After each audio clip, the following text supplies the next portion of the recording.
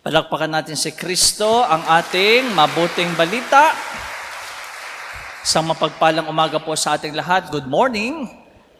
At kumusta po kayo? Kumusta ang Valentine's Day? Ayan. Anyway, mga kapatid, tayo po ay nasa ika-6 na linggo na po ng karaniwang panahon. At ang ating ebanghelyo na ipinahayag sa araw nito, yung tinatawag ko nating Beatitudes. Sabihin nga natin, Beatitudes. Ayan, kasi maririnig ko natin yung mga salitang blessed. At ang blessed sa salitang Latin ay beata. Beata, blessed. At kung mapapansin po ninyo, pansinin niyo pong mabuti, kung paano po ito sinimulan ni San Lucas.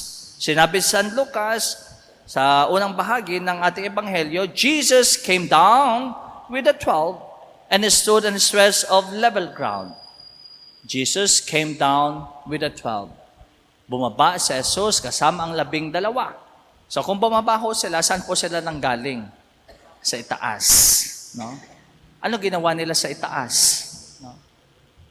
Kung babasahin ho natin ang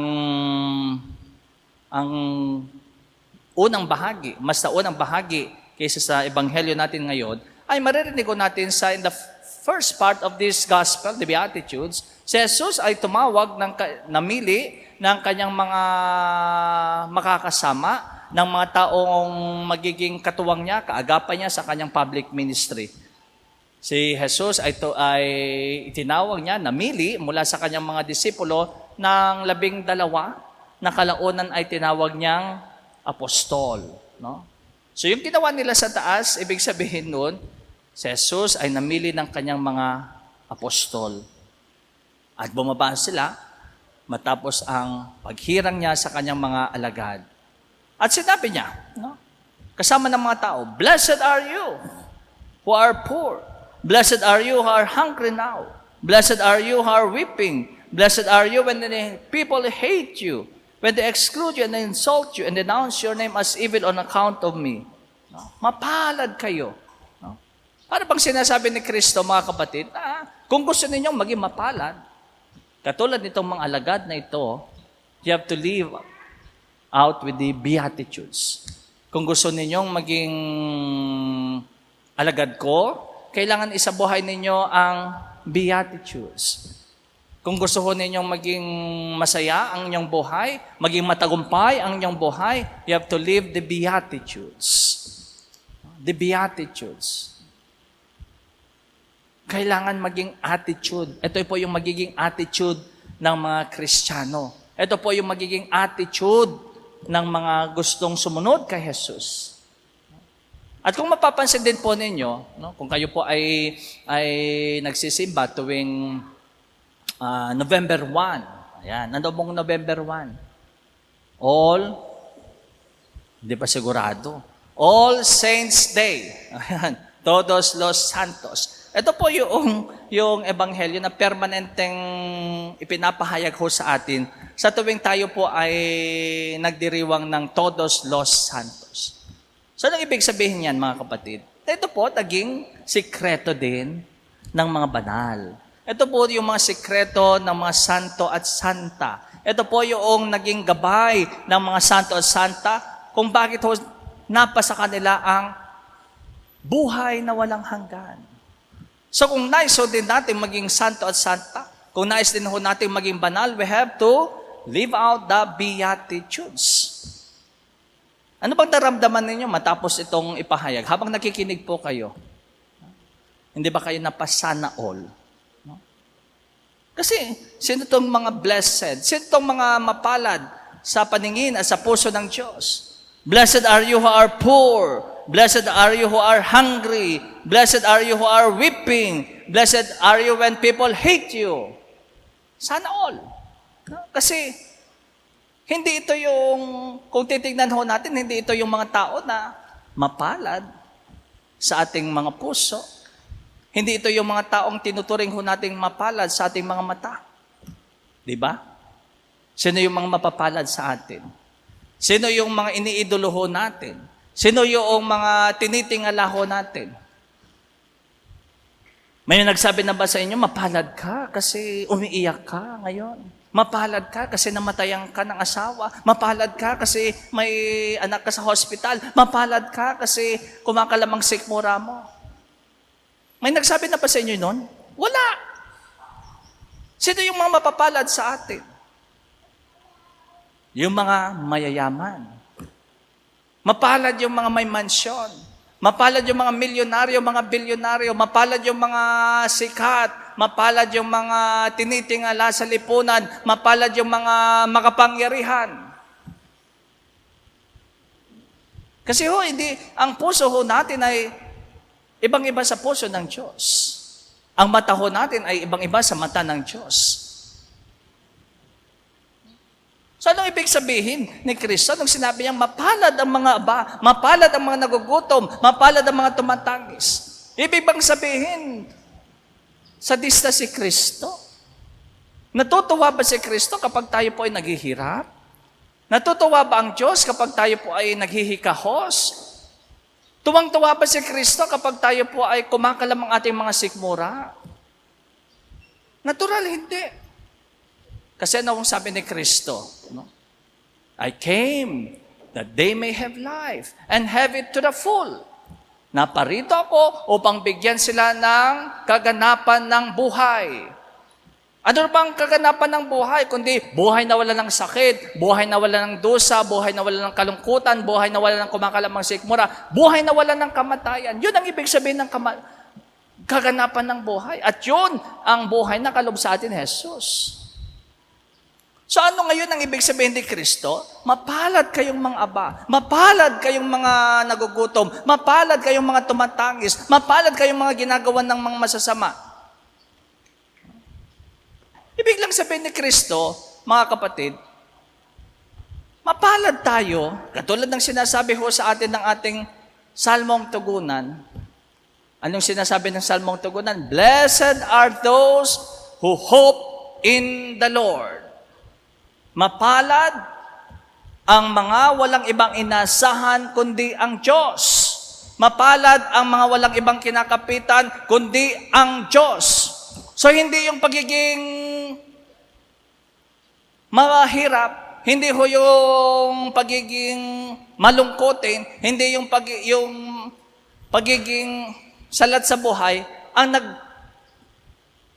nag-qualify sa atin para maging mapalad, kundi sa kabila ng lahat, sa kabila ng ating pagkagutom, wala tayong ibang tinuturing na kayamanan, kundi ang Diyos.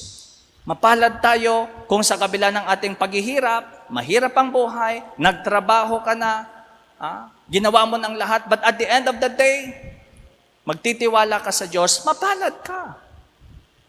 Mapalad ka kung sa kabila ng iyong mga dagok sa buhay, hindi mo ilalagay ang batas sa iyong kamay, kundi tatakbo ka. Hihingi ka ng tulong. Luluhod ka sa harap ng Diyos. Yun ang ibig sabihin ni Kristo. Mapalad ang walang ibang inasahan kundi ang Diyos. Amen? At yun din ang paalala ho sa atin mga kapatid ng unang pagbasa. No? Sa unang pagbasa, maririnig ko natin kung sino po yung mga mapapalad kay Propeta Isaías. No? Mapalad yung mga yung umaasa sa Diyos. Bakit? Sabi ni Propeta Isaías, katulad ho sila ng isang punong kahoy na nakatanim sa tabi ng lawa. Katulad sila ng isang punong kahoy na nakatanim sa tabi ng ilog. Mapalad. Kasi kapag tayo po ay humuhugot ng lakas sa Diyos, kapag tayo po ay umaasa sa Diyos, katulad tayo nitong puno na ito. Darating man ang tagtuyot, darating man ang tag-init, maputulan man tayo ng sanga, magkaroon man yan ng mga pagyanig, magkaroon man yan ng tagtigang, hindi ho tayo mabubuwal, hindi ho tayo bibigay, hindi ho tayo susuko kasi nasa tabi tayo ng ilog, nasa tabi tayo ng tubig. Wala tayong pinangangambahan sapagkat nasa atin ang Diyos. Amen? Amen ba doon? So pwede din mga kapatid Mayaman ka, may kaya ka sa buhay, pero ikaw ay mapalad kung aasa ka sa Diyos. Amen? Pwedeng ikaw ay angat sa buhay, no? Marangya ang buhay mo, pero sa kabila ng iyong karangyaan sa buhay, sentro pa rin ng iyong puso ay Diyos, mapalad ka. Anong kabaligtaran ho ng mapalad? Ha? Malas. Malas. At sino yung mga malas? Sinabi ho sa atin ni San Pablo kung sino yung mga malas. Malas, yung mga umaasa lamang sa mga bagay-bagay na makamundo. No? Sabi ni San Pablo sa ikalawang pagbasa, malas mo kung ang inaasahan mo lamang yung mga bagay-bagay na makamundo. Malas ka kung ay inaasahan mo yung mga bagay-bagay na nakikita lamang ng mga mata. Nahahawakan lamang ng mga kamay. Bakit? Sapagkat ang mga bagay-bagay na yan ay magwawakas. Malas mo kapag nakadepende ka sa tao. Malas mo kapag dumidepende ka sa kayamanan mo. Malas mo kapag dumidepende ka sa iyong kasikatan, karangyaan, kalusugan, kakisigan. Malas mo kapag dumidepende ka sa iyong sarili. Bakit? Ang lahat ng mga bagay na pinanghahawakan mo ay mawawala. Ang lahat ng mga bagay na inaasahan mo ay lilipas. Ang mga bagay-bagay na kinakapitan mo ay mamamatay din. So at the end of the day, my dear brothers and sisters, mapalad yung mga taong walang kinakapitan, kundi si Jesus. Amen? Amen ba doon? Tignan niyo po yung mga santo at santa. Di ba? Mga tao din sila katulad ho natin. Makasalanan sila katulad ho natin. Marupok din sila katulad ho natin. Pero bakit napasa kanila ang kayamanan ng langit? Bakit napasa kanila ang kaharian ng Diyos? Bakit sila nakapasok sa kaharian ng Panginoon? Kasi sa kabila ng kanilang mga kahinaan sa buhay, kumapit sila sa Diyos. Hindi nila binitawan ng Diyos. Oo, nagkakasala ho sila. Oo, marupok sila. Pero lalo pa silang kumapit sa Diyos. Amen? Lalo pa silang kumapit sa Diyos. Nagtiwala sila sa awat habag ng Diyos. Wala silang ibang hinugutan ng lakas, kundi ang pag-ibig, ang awa ng Diyos. Kaya yun dapat ito yung sinasabuhay ho natin. Araw-araw. No? The Beatitudes. At yun ang hilingin ho natin mga kapatid sa misang ito. Naway gawin ho tayo ng Diyos na mapalad. Amen? O tignan niyo po, anong kabaligtaran ng mapalad? Malas o kaya kapos-palad. Kapag kapos ang iyong palad, wala kang makakapitan. Kapag kapos ang iyong palad, putol ang iyong palad. Kapag kapos ang iyong palad, wala kang lakas. Wala kang masasalong grasya. Ang mapalad, malapad ang palad. Malakas ang kapit. Kaya nahilingin ho natin mga kapatid sa misang ito, na ay tulungan ho tayo ng Diyos na ipagkaloob sa atin ang kanyang mata at ng puso. Puso at mata ng Diyos. Upang sa ganon makita ho natin ang mga bagay-bagay ayon sa puso, ayon sa paningin ni Jesus. Makita ho natin ang mga bagay-bagay na magdadala ho sa atin sa buhay na walang hanggan. Mapahalagan natin ang mga bagay-bagay na magdadala ho sa atin sa kaharian ng Diyos. Naway makita ho natin na wala tayong ibang lakas, wala tayong ibang yaman, kundi si Jesus. Si Jesus na tinatanggap ho natin sa banal na misa. Si Jesus na nangungusap sa atin ngayon. Si Jesus na magpapakain sa atin mamaya. Tanging si Jesus ang ating yaman. Kaya umasa lamang tayo, kumapit tayo sa Diyos. Blessed are those who hope in the Lord.